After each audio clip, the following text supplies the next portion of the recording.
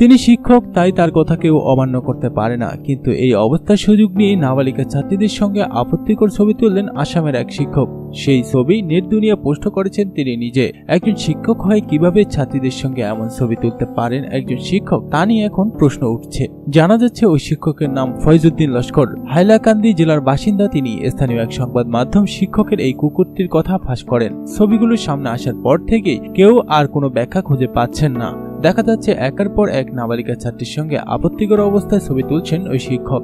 Model high স্কুলের এই শিক্ষকের কীর্তি সামনে আসা মাত্র প্রচন্ড সামাজিক রোষ তৈরি হয়। একাধিক ব্যক্তি সোশ্যাল মিডিয়ায় ছবি শেয়ার করে শিক্ষকের শাস্তি দাবি করেন। অভিযুক্ত শিক্ষকের অতীত জানাচ্ছে এই ধরনের কাজে তিনি এর আগেও লিপ্ত ছিলেন। এক মহিলাকে শ্লীলতাহানির অভিযোগ উঠেছিল তার বিরুদ্ধে।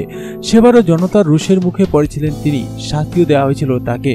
তারপর অবশ্য চাকরি নিয়ে কোনো টানাটানি হয়নি, ফলে বহাল তরিয়তেই শিক্ষক তার কাজকর্ম চালিয়ে গিয়েছেন। এদিকে মেয়েদের শিক্ষকদের সঙ্গে এই অবস্থায় দেখে আটকে উঠেছেন অভিভাবকরা। পুলিশের দ্বারস্থ হয়েছেন তারা। এফআইআর করেছেন ওই শিক্ষকের নামে, কিন্তু এখনো গ্রেপ্তার হয়নি ওই শিক্ষক।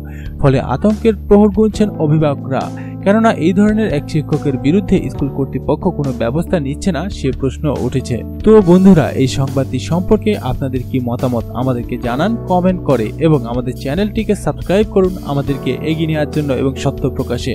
আপনাদেরকে ধন্যবাদ।